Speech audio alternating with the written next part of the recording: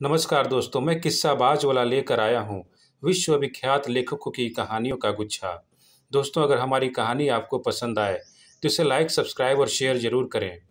तो आइए बिना देर किए शुरू करते हैं आज की कहानी। कहानी का शीर्षक है फूलों की राजकुमारी थम्बलिना। बहुत समय पहले की बात है।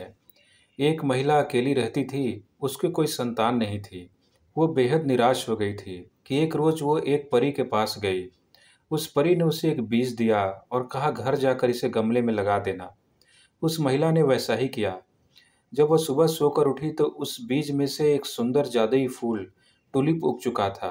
टुलिप की एक पंखुड़ी अधखुली थी। उस महिला ने उस पंखुड़ी को चूमा तो वह पूरी तरह खिल गई और उसमें से एक बेहद सुंदर और प्यारी सी लड़की निकली। वो लड़की बहुत ही नाजुक थी, एकदम फूल की तरह, और वो इतनी छोटी थी कि उस महिला ने उसका नाम थम्बलिना रख दिया, क्योंकि वह अंगूठे के आकार की जितनी थी।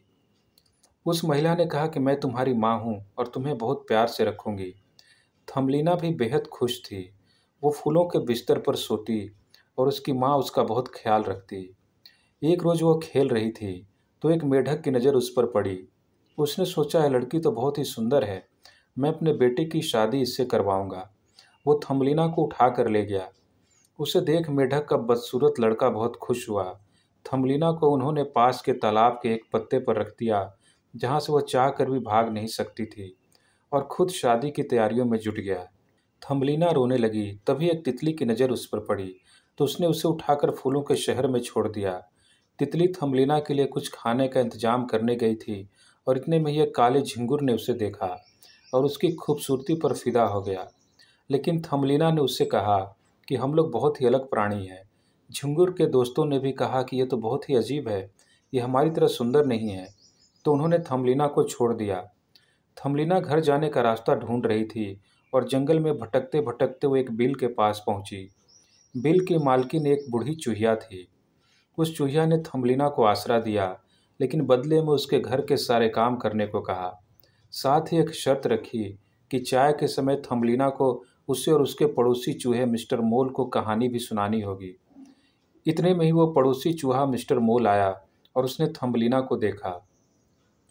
थम्बलिना पर उसका दिल आ गया। मिस्टर मोल ने बूढ़ी चूहिया को कहा, उन्हें एक नया घर देखने चलना है, तो वो थम्बलिना को भी साथ लेकर चल दिए। रास्ते में थम्बलिना ने देखा कि एक चिड़िया घायल अवस्था में बेहोश पड़ी है। थम्बलिना ने उसकी मदद करनी चाहिए, तो दोनों चूहों ने कहा कि इसे मरने दो, इसकी क्या मदद करोगी। पर थम्बलिना का दिल न माना। उसने चिड़िया को खाना खिलाया, पानी पिलाया, उसके घाव पर हर रोज़ मरहम लगाती। एक दिन मिस्टर मोल ने अपने दिल की बात बूढ़ी चूहिया से कही कि वो थम्बलिना से शादी करना चाहता है, तो वो बेहद खुश हुई। थम्बलिना को जब यह बात पता चली तो उसने साफ इनकार कर दिया, लेकिन चूहिया न मानी।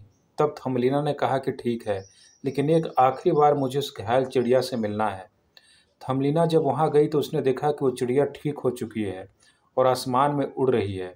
चिड़िया ने थम्बलिना से कहा कि वो जल्दी से उसकी पीठ पर बैठ जाए ताकि वो उसे यहाँ से दूर ले जा सके।